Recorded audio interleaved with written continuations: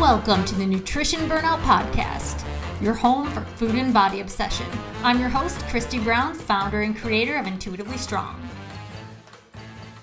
Hello, friends. Welcome to the Nutrition Burnout Podcast. And today's podcast episode actually stems from a follower who DM'd me, and she's like, Christy, what do you think about this? So I want to give a shout out to Beth. Thank you so much for messaging me and sending me this article and bringing it to my attention. So this article was titled, Obesity was long considered a personal failing. Science shows it's not.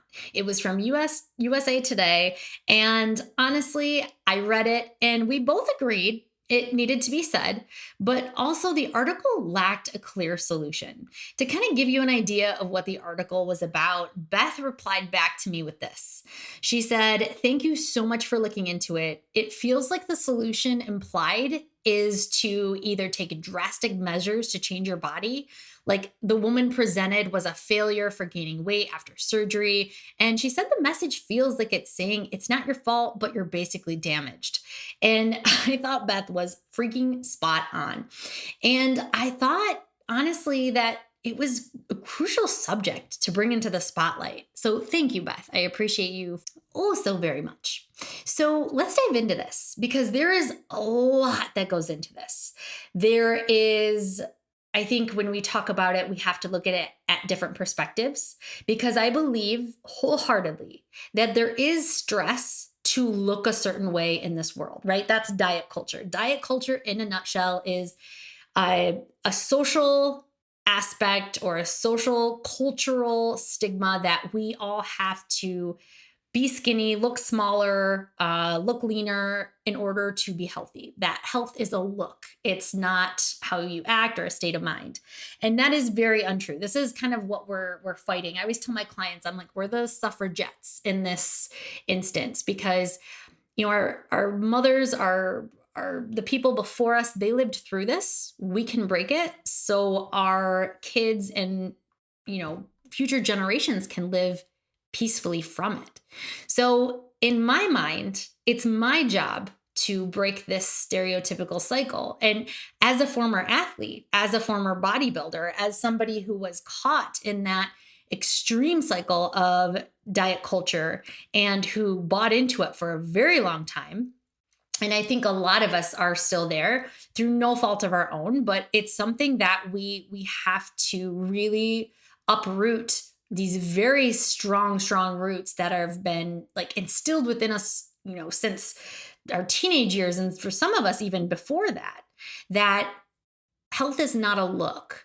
It's a state of mind. It's how we take care of ourselves. It's in our self-care. But there's also another side to this coin. So I am a person of small size privilege. And even though I do come from a family with larger genetics, I'm not super lean. I have a lot of cellulite on my body. I have wider hips, a bigger butt. My arms are not, you know, super muscular anymore as they would have been back in the day when I was restricting and under eating and overworking myself.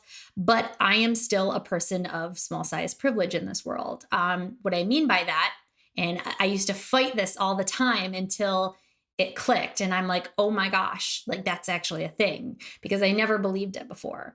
And my friend, Lauren, her Instagram handle is anti-diet fatty on Instagram. She's an incredible resource for this subject because she is a person in a bigger body. And she said on one of her Instagram posts, she's like, okay, so feeling bad about your body or having bad body image days is not the same as body discrimination. What she means by that is I can walk into a doctor's office and I don't get discriminated for my weight because my hip hurts or my knee hurts. And I have walked into doctor's offices before because I have had a hip replacement back in 2014. And so I often go in and complain about that, about my knee and my hip. And if Lauren were to walk into the doctor's office, the first thing they would say is lose weight, lose weight, lose weight. And I can tell you for a fact, Lauren is a very healthy person. She takes care of her body. She takes care of herself. She's an intuitive eater, and the doctors, just kind of take that first glance and that first look and say, oh no, it's weight. It's definitely weight. And that's weight stigmatization. Okay. And another picture that I can paint for you about weight stigmatization is, let's say Lauren and I are sitting at a table together and we're both eating pizza, right? And it doesn't matter what I ate the day before, what I ate before this or after this, whatever. People will look at me and not even think twice about it. But people will look at her and think, wow, is that really the right thing that you should be eating? Same if you go to the grocery store, right? If I'm in the ice cream aisle and I grab out some ice cream, you don't know who it's for. You don't know if it's for somebody else, if I'm getting it for, a party, or if I'm just getting ice cream because I freaking want it, but you don't care. But then if Lauren does it, you're like, ooh, yeah, she shouldn't be getting ice cream. She shouldn't be doing that. And it's just instant prejudice. It's instant judgment. So what does this mean for people that live in smaller bodies like me? What this means is we still have a fear of fat phobia. Okay. We were taught to be so fearful of gaining weight because it's going to make us look unhealthy or because it's going to make us be unhealthy. So we fear more than anything experiencing the stigma and the trauma that people that live in bigger bodies actually experience on a day-to-day basis. We don't actually experience it, but we fear that experience that these people are going through on a day-to-day basis. So whether you are a person of small size privilege, medium size privilege, or whether you're a person who lives in a bigger body, I think that all of us encompass this stress of weight gain, and the stress of losing weight is what's causing us to gain more weight, right? Are we doing it the right way? Could we be doing more? We need to go harder, stronger, faster, longer, all the things, right? And again, I want to make sure I hit this point home. My fear of weight gain, of living in a bigger body, of being discriminated against because I am in a bigger body, my fear of weight stigma is valid. However, it is not nearly the same as the people who actually live in bigger bodies are experiencing right now. And that is called privilege. That is why we say we have small to medium sized privilege, because it is a privilege. And honestly, it was the luck of the genetic draw.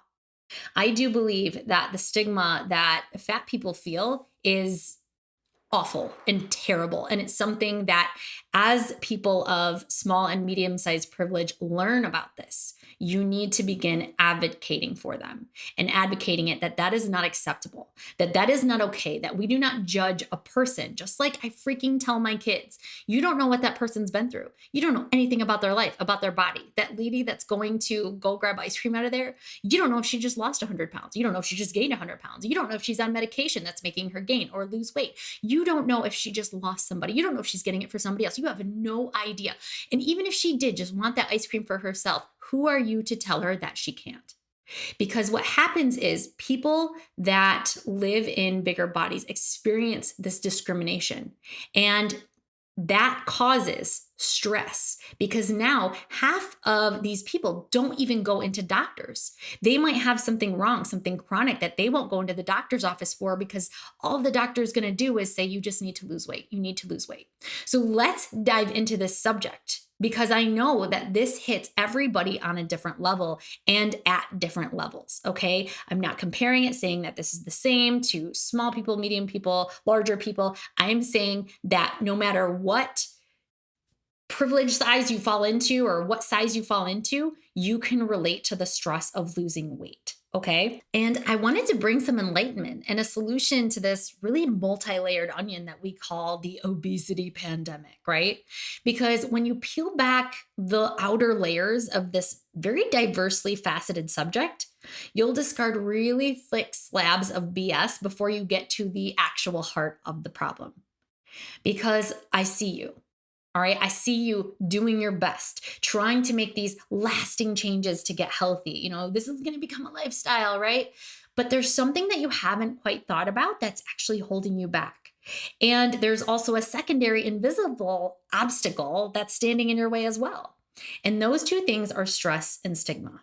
All right. So I'm going to paint you another pretty picture of what's likely going on in your life. Okay.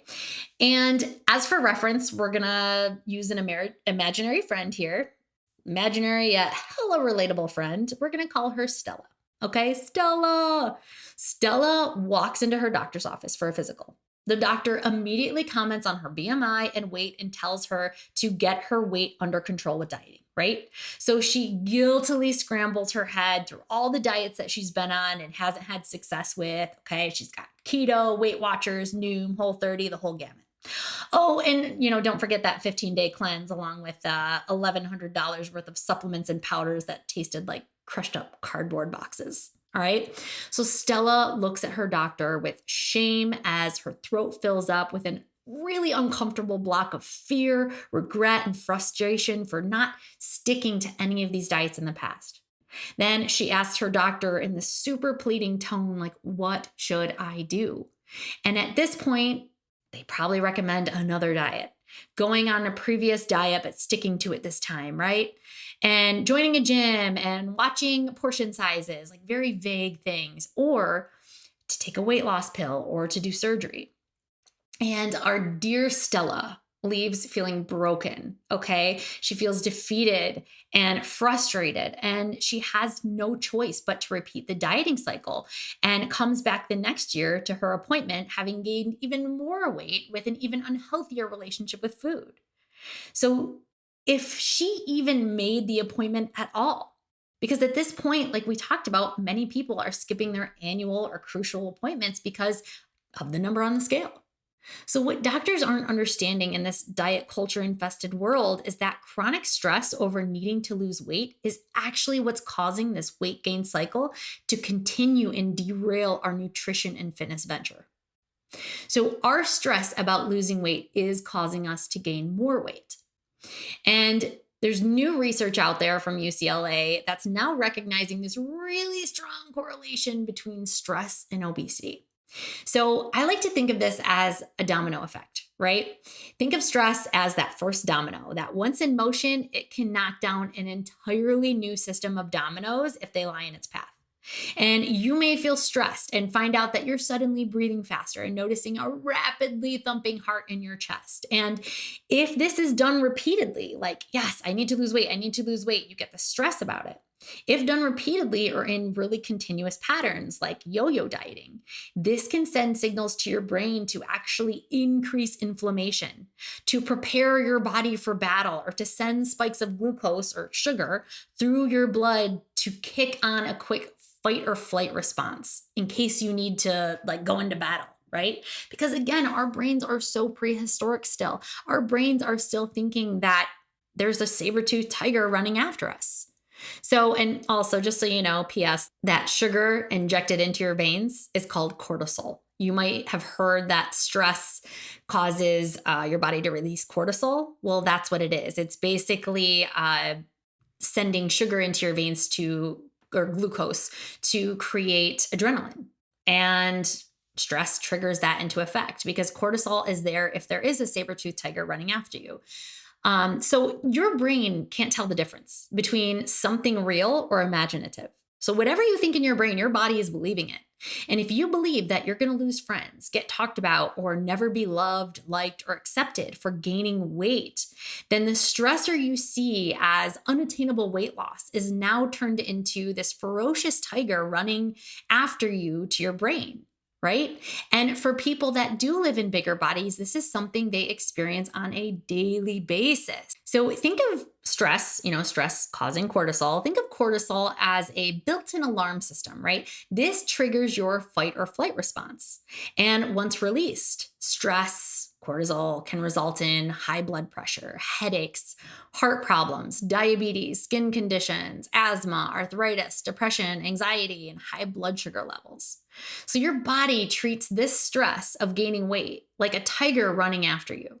And its response to it is releasing the cortisol, which can knock down those dominoes and eventually knock down the dominoes of what we just talked about: the blood pressure, the headaches, the heart problems, diabetes, skin conditions. So stress doesn't just live in one place. It affects our entire biological ecosystem. All right, so there's basically 4 steps that your body and brain are going to go through in order to really kick this awful cycle of stress and weight gain into existence. And I want you to really listen in, because if you've experienced all four of these, you're likely deep into that cycle.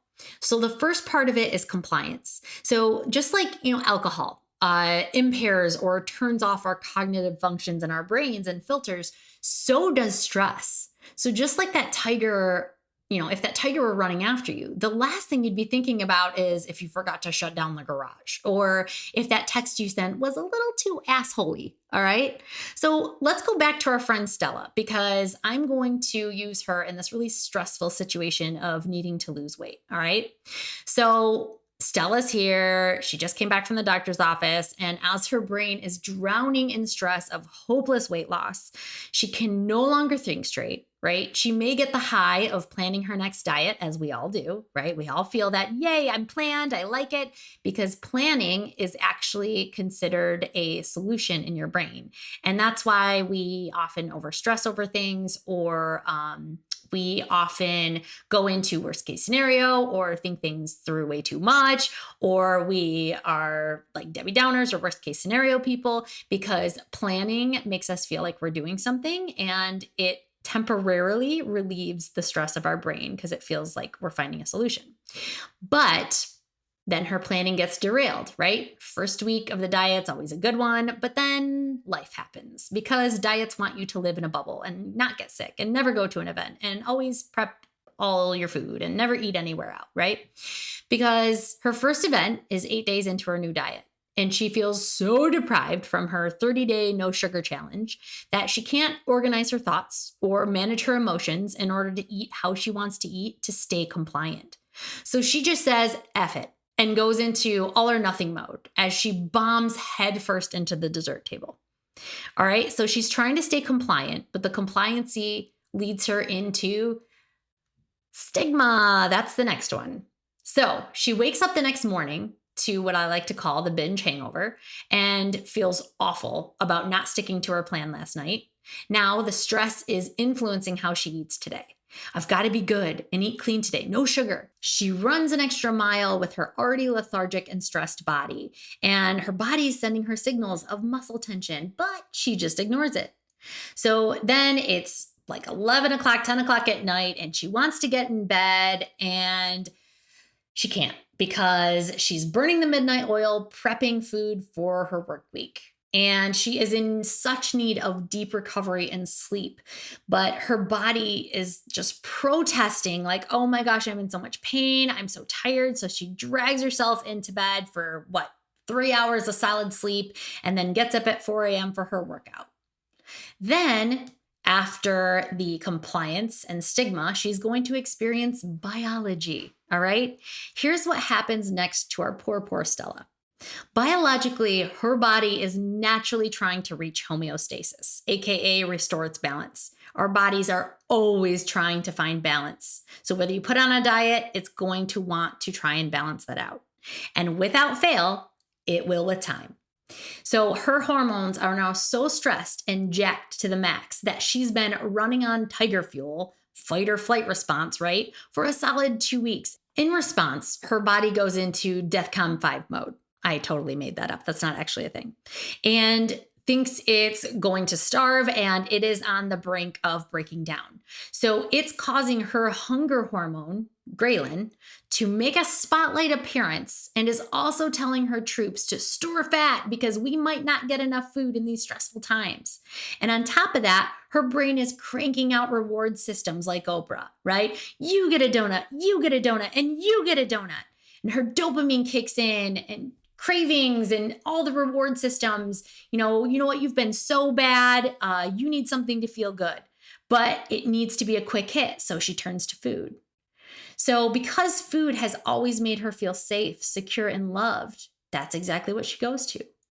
And the cycle continues. After the biology happens, what happens now is that she creates an even bigger domino effect.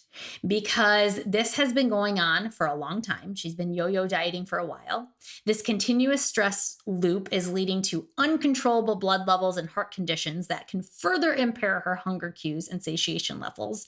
And hello, domino effect, we bring in the fourth and final step. Our poor Stella is now living in the habit cycle. She has now made this a habit.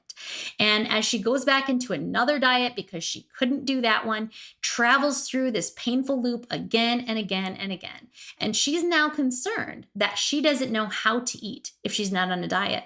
And she feels like she has no control over food and she can't seem to get it right. And she might even be experiencing weight stigma or fear of weight stigma as an added layer of smothering stress. So again, that weight stigma is the sum of prejudice or discrimination, negative attitudes aimed towards those perceived as overweight. So she has now created a habit loop of diet culture that she cannot escape. So what do we do about it? I want to give you 3 tips to help you lose the stress and stigma of weight gain so you can begin thriving instead of just surviving. The first thing you have to do, and this is the most important, you're not going to want to do it, but I'm telling you, this is it right here. I know it sounds scary, but you have to ditch the diets. All right. You are an incredibly smart human being.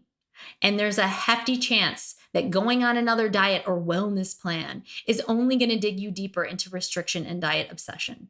This means as long as you're on a diet, you will struggle within this loop. So burn the loop and start something new. All right. Number 2, lose the expectations of weight loss and use this one thing instead. Okay, so instead of thinking about weight loss, ask yourself what a healthy you feels like rather than what it looks like. How do you feel after you move your body? Are you able to go out for ice cream with your friends and family still? How do you feel after you eat out at a restaurant? How do you feel when your head hits the pillow at night? Do you feel thirsty or are you drinking enough water? Do you feel energized after eating or do you feel sluggish and slow? Are you constantly thinking about food and are you hungry all the time or are you mostly satisfied? Start thinking instead of, oh my gosh, this is going to make me gain so weight. Think of that food as energy, right? What do I need this energy for? Is this even tasting good? Is this something that is worth my taste buds? Do I like this?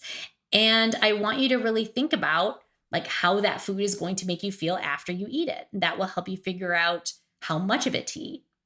And the third thing is to lose that all or nothing mentality. Because when you go out to that restaurant and feel like you have to choose between the salad or the burger, why not get both?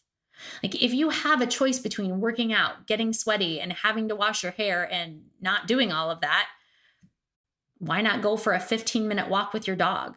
You know, instead of thinking I have to do the whole thing and I have to do it all. If I don't get that, hour-long workout in, then I didn't do anything at all. No, that 15-minute walk is way better than anything. So instead of thinking in black or white terms, choose a tone that is gray and that fits your needs. All right? Start thinking of and both instead of either or. My friend, you are not broken and you are not too far gone. You are a human stuck in the idolization of diet culture.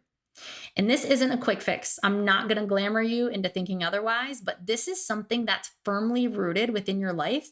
And it's likely a branch on your biological tree that develops your values and morals and where you currently are. And I'm not here to tell you that it can't be uprooted. I'm simply here to tell you that this mindset shift, it's going to take work and time. Right? I tell you this in every episode. You're not going to be done listening to this episode and think, oh, wow, yay, Christy thinks I'm cured. I wish that were the case, but it's not. All right. You have to work at this. And that's why I suggest filling your Instagram feed up with people like Lauren and people who, use the hashtags intuitive eating or body neutrality or, anything along those lines. And you see people that are going to help you on this. Start turning your social media into a place where you go for support and love and encouragement and inspiration. And literally, I want you to get rid of all the people that make you feel less than in any way, shape, or form.